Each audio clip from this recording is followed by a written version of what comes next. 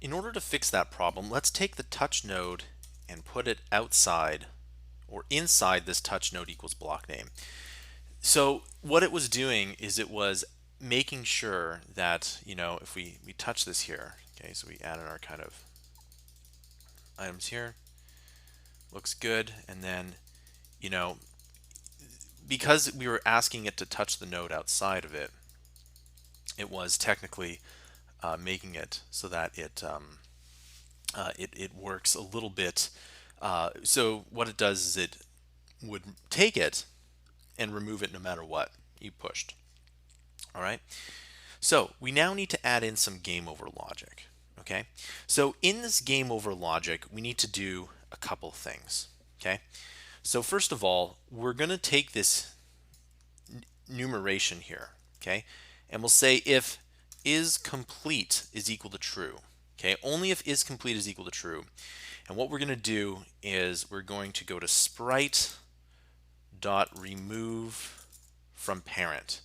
All right.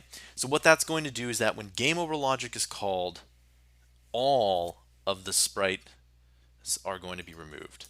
And when game over logic is called, we're going to say is being placed is equal to false, is collecting is equal to false, and is complete is equal to true. We need all of those items in there in order for it to work.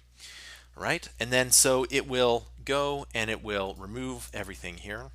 Let's go to L, and if we move up to the top here, we actually have a lot of our custom colors here. We could say, and paste that in here. So we could say that this is game over, and we can maybe even raise the size up to 70. And the LBL main we could change to off-white color, and we can essentially change all these to off-white color. We could also go to LBL timer.text is equal to nothing, so that it just kind of disappears for the time being. Okay, so everything gets reset back to off-white color.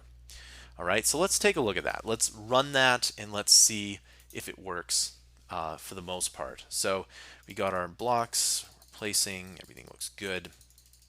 Okay, place blocks, and then there we go, everything changes here. I think that looks pretty good. And game over. Perfect. Okay.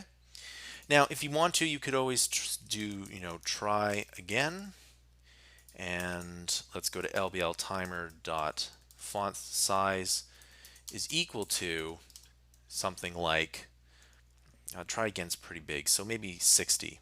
Okay, so there we go, and that works out pretty well. Next thing we need to do is reset the game here. So in order to do that, let's call this reset the game, and we'll call reset the game after this here. Okay, so we'll reset the game, and what we'll do here is we'll reset the game completely to say let wait is equal to skaction dot wait for duration, and we'll wait 3 seconds.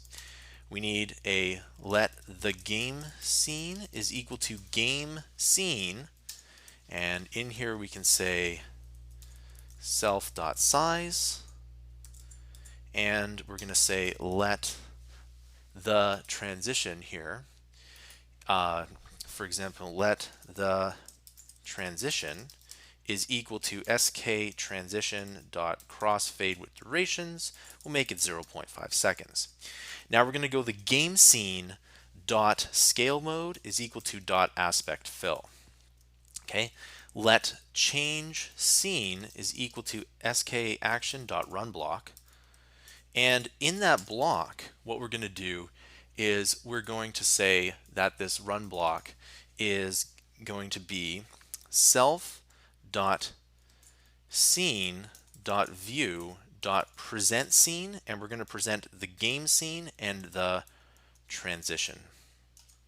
Okay, let's add in a sequence. So we'll say let sequence is equal to sk action dot sequence, and that sequence is going to be wait, then change scene. Okay, And then we're going to say self.runAction, skaction.repeatAction. And that action, of course, is going to be the sequence, which we want to repeat a total of 1 time. Okay, so that's pretty much all that we need to do here. And we just need to add in an extra exclamation point. This includes a tutorial.